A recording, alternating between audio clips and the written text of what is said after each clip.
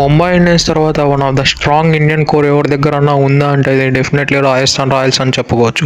వారు కూడా ముంబై ఇండియన్స్ లానే అంత మంచి ఇండియన్ కోర్ని బిల్డ్ చేసుకున్నారు గ్రౌండ్ లెవెల్ నుంచి. డిఫరెన్స్ ఏమిటంటే ముంబై ఇండియన్స్ చాలా ఎక్స్పీరియన్స్ ప్లేయర్స్ ఉన్నారు, కానీ వేరే రాజస్థాన్ విషయానికి వస్తే వీళ్ళ దగ్గర యంగ్స్టర్స్ లో కూడా చాలా టాలెంటెడ్ ప్లేయర్స్ ఉన్నారు, ఇండియన్ కోర్ ప్లేయర్స్. వీళ్ళు డెఫినెట్లీ రానున్న రోజుల్లో ఇండియన్ టీంని సాధించబోతున్నారు. కాబట్టి వీళ్ళ ప్లేయింగ్ లెవెన్ మరియు వీళ్ళ స్క్వాడ్ ఎలా ఉందో ఈ వీడియోలో మనం తెలుసుకుందాం. ముందుగా స్క్వాడ్ విషయానికి వస్తే బ్యాటర్లు అయితే యశస్వి జైస్వాల్ అయితే ఒక one of the strongest batter అని చెప్పుకోవచ్చు.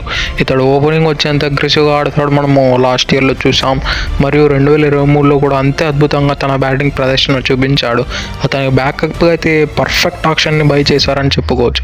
వైభవ్ సూర్యవంశీ ఇతడు కేవలం 13 ఏళ్ల వయసులో ఉన్న యంగ్స్టర్. ఇతడి టాలెంట్ అయితే అమాంతం అని చెప్పుకోవచ్చు. ఇతన్ని రాజస్థాన్ రాయల్స్ ఒక ట్రయల్కి పిలిచారంట. ఆ ట్రయల్లో ఓవర్లో 17 రన్లు స్కోర్ టార్గెట్ ఇచ్చారంట. అందులో ఇతడు కేవలం 3 బాల్లలోనే 3 సిక్స్లు కొట్టి ఆ టార్గెట్ని కంప్లీట్ చేసి అక్కడున్న మేనేజ్మెంట్ మొత్తాన్ని ఇంప్రెస్ చేసి పడేశారంట. దానితో సూర్య వైభవంశీకి ఏకంగా 1.10 కోట్లు పెట్టి మరీ కొనుగోలు చేశారు. సంజు శాంసన్ కూడా ఈ మధ్యలో T20స్లో ఇండియాకి ఎంత మంచిగా పర్ఫామ్ చేస్తున్నాడో మనందరం చూస్తున్నాం. బ్యాక్ టు బ్యాక్ సెంచరీస్ మీద సెంచరీస్, పరుగుల వరద పారిస్తున్నాడు. ఇతడైతే కెప్టెన్గా మరియు బ్యాటర్గా అయితే అద్భుతంగా చేయబోతున్నాడని నాకు అనిపిస్తుంది. అలానే వీళ్ళ ఫినిషర్ సిమ్రాన్ హెట్మేర్ ఇతడు కూడా చాలా అద్భుతమైన ఫినిషర్. గత 2-3 ఏళ్ళుగా రాజస్థాన్ రాయల్స్కి ఒక అద్భుతమైన ఫినిషర్గా కొనసాగుతున్నాడు. ధ్రువ్ జురేల్ ఇతడు కూడా చాలా యంగ్స్టర్, మంచి టాలెంట్ ఉన్న ప్లేయర్. ఇతడు కూడా one of the main important player కాబోతున్నాడు రానున్న రోజులలో ఇండియాకి మరియు రాజస్థాన్ రాయల్స్కి. అందుకే వీళ్ళు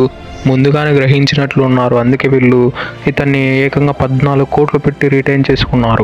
శుభం దుబే ఇతడు కూడా ఒక బ్యాటర్. అలానే కృణాల్ రాథోడ్ అనే ఒక యంగ్ వికెట్ కీపర్ బ్యాట్స్మెన్ ని కూడా బై చేశారు. మెయిన్లీ వీళ్ళ ఆల్రౌండర్ లిస్ట్ చూస్తే చాలా షార్ట్గా ఉంది, అంతగా ఇంప్రెసివ్గా అయితే అసలు లేదు. ఒకరు కూడా ప్రాపర్ ఆల్రౌండర్స్ అయితే కనిపించలేదు.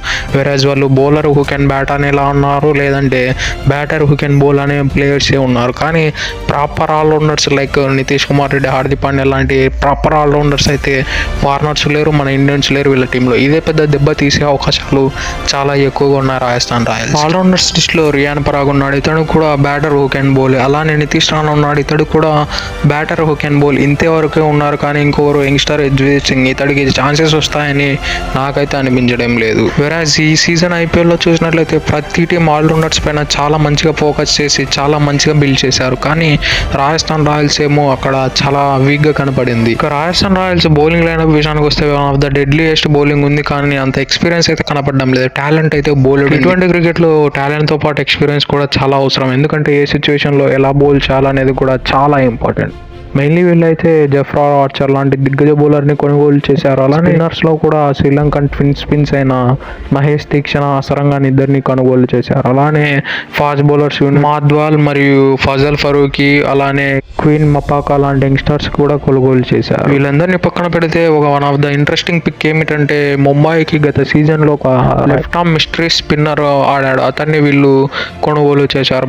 ఇది మాత్రం ఎక్సలెంట్ పిక్ అని చెప్పుకోవచ్చు. కుమార్ కార్తికేయ ఇతడైతే డెఫినెట్లీ అశ్విన్ మరియు యజ్వేంద్ర చహల్ని రిప్లేస్ చేయగల బౌలర్ అని చెప్పుకోవచ్చు. ఇతర టాలెంట్ ఉంది, కానీ ఎక్స్పీరియన్స్ అయితే లేదు. కానీ ఎక్స్పీరియన్స్ డెఫినెట్లీ గెయిన్ చేసుకుంటాడు ఈ రాజస్థాన్ టీంలో ఉండి. అలానే లాస్ట్ సీజన్ మంచిగా బౌలింగ్ చేసిన తుషార్ దేశపాండే, అలానే వీళ్ళకు మంచిగా చాలా బాగా రాణించిన Sandeep Sharma power play bowler కాస్త డెప్త్ బౌలర్ కిందకి మారిపోయి అద్భుతంగా ఆదుకున్నాడు చాలా మ్యాచెస్లో సందీప్ శర్మ. ఇక ఈ స్క్వాడ్ నుంచి మనం ఒక ప్రాబబుల్ ప్లేయింగ్ 11ని తయారు చేస్తాం. ముందుగా అయితే ఓపెనర్స్ సంజు శాంసన్ మరియు యశస్వి జైస్వాల్ ఆడే అవకాశాలు చాలా ఎక్కువగా ఉన్నాయి. ఎందుకంటే సంజు శాంసన్ పోయిన సీజన్లో జోస్ బట్లర్ ఉన్నాడు కాబట్టి 1 డౌన్లో ఆడాడు. అలానే ఈసారి మన ఇండియాకు కూడా సంజు శాంసన్ ఓపెనింగ్ వచ్చి అద్భుతమైన ప్రారంభాలు అందిస్తున్నాడు. కాబట్టి ఈ కాన్ఫిడెన్స్ ఇతడు ఫ్రాంచైజీ టీమ్ కూడా డెఫినెట్లీ ఓపెనింగ్ చేసే అవకాశాలు ఉన్నాయి.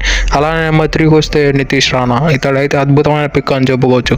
1 డౌన్లో ఎలా ఆడాలో ఇతనికి తెలిసినంత బాగా ఈ ఐపీఎల్లో చాలా మందికి తెలియదు. ఇక నెంబర్ 4లో యాజ్ యూజువల్ లాస్ట్ ఇయర్లో అద్భుతమైన పర్ఫార్మెన్స్ అందించిన రియాన్ పరాగ్ కూడా నెంబర్ 4లో చాలా మంచి మెచ్యూరిటీతో ఆడుతున్నాడు. అలానే ఇతడు టీం ఎలా ఆడాలి అని అనుకుంటే అలా ఆడతాడు. లైక్ టీం ఇప్పుడు మెచ్యూరిటీతో రన్స్ కావాలి, వికెట్లు కూడబోతుందంటే అలా ఆడగలుగుతాడు. లేదంటే టీం ఇప్పుడు అగ్రెసివ్ మోడ్లో ఉందంటే అలా కూడా వెంటనే స్విచ్ గేర్ చేంజ్ చేసుకొని అలా ఆడే ప్లేయర్. కాబట్టి డెఫినెట్లీ నెంబర్ 4లో వన్ ఆఫ్ ద కీ ప్లేయర్గా మారబోతున్నాడు.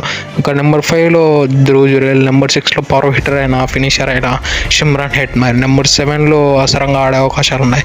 నెంబర్ 8లో జెఫ్రా ఆర్చర్, నెంబర్ 9లో మహేష్ తీక్షణ, నెంబర్ 10లో దేశ్ పాండ్యా, నెంబర్ 11లో సందీప్ శర్మ ఆడే అవకాశాలు ఉన్నాయి. ఒకవేళ వీళ్ళు లెఫ్ట్ ఆర్మ్ సీమర్ ఫ్లేవర్ని తీసుకురావాలంటే, ఫజల్ ఫరూకీ ఆర్ క్వీన్ అమ్మపాకాని తీసుకురావాలంటే మహేష్ తీక్షణ ప్లేస్లో కుమార కార్తికేయన్ ఆడించి ఆర్ తుషార్ దేశపాండే ప్లేస్లో ఫజల్ ఫరూకీ ఆర్ క్వీన్ అమ్మపాకాని తీసుకొచ్చి ఆడించే అవకాశాలు కూడా చాలా ఎక్కువగా ఉన్నాయి. ఎందుకంటే లెఫ్ట్ ఆర్మ్ సీమర్ ఉన్నప్పుడు మనం డెఫినెట్లీ యూస్ చేసుకోవాలి. T20sలో one of the main key players వాళ్ళు అవుతారు. ఇనీషియల్లీ విరాట్ కోహ్లీ, రోహిత్ శర్మ ఇటువంటి పెద్ద ప్లేయర్లు లెఫ్ట్ ఆర్మ్ సీమర్లను ఆడడం చాలా తడబడతారు. ఈవెన్ ఇప్పుడు కూడా చాలా వరకు తడబడుతున్నారు.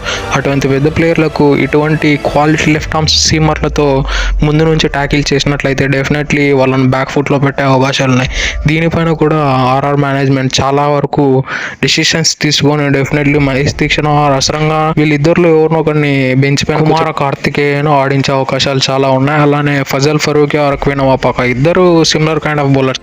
క్వీన్ అమ్మపాక చూస్తే తన దగ్గర ఎక్కువ పేస్ ఉంటుంది. ఫజల్ ఫరూక్ చూస్తే ఈయన దగ్గర మంచి మూమెంట్ చేస్తాడు. అలానే ఆఫ్ ద పిచ్ కూడా చాలా మంచి స్వింగ్ బౌలర్ అని చెప్పుకోవచ్చు. ఇతడు గత కొన్నేళ్లుగా మనకు ఎస్ఆర్ఎస్ తరపున ఆడడం మనం చాలా వరకు చూసాం. తన స్వింగ్ బౌలింగ్ ఎటువంటి రేంజ్లో ఉంది. ఆఫ్ఘనిస్తాన్ కూడా one of the best swing బౌలర్గా ఇతడు కొనసాగుతున్నాడు. కాబట్టి డెఫినెట్లీ ఈ ప్లేయింగ్లలో చేంజెస్ జరిగే అవకాశాలు ఇవన్నీ ఉన్నాయి. లేదంటే మాకు వేరియేషన్స్ ఏమొద్దు, మేము ఇదే బలమైన టీం నమ్ముకుంటామంటే ఇలా అయినా వెళ్ళుకోవచ్చు. ఒకవేళ ఇంపాక్ట్ సబ్ విషయానికి వస్తే శుభం దుబే ఆరు ఆకాష్ మధ్వాల్ని కంటిన్యూస్గా వాడే అవకాశాలు ఉన్నాయి. ఇఫ్ ఇన్ కేస్ తుషార్ పాండ్యాను కూడా వాడే అవకాశాలు ఉన్నాయి. ఒకవేళ ఫజల్ ఫరూకీని ఆర్ క్వీన్ అమ్మపాకాను ఆడిస్తే సందీప్ శర్మ మాత్రం వాళ్ళ రెగ్యులర్ ప్లేయర్. అతడు మాత్రం ఫిట్గా ఉంటే ప్రతి మ్యాచ్ ఆడతాడు. That's it for today. ఇలాంటి మరెన్నో వీడియో కోసం మన ఛానల్ సబ్స్క్రైబ్ చేసి డైలీ ఫాలో కండి.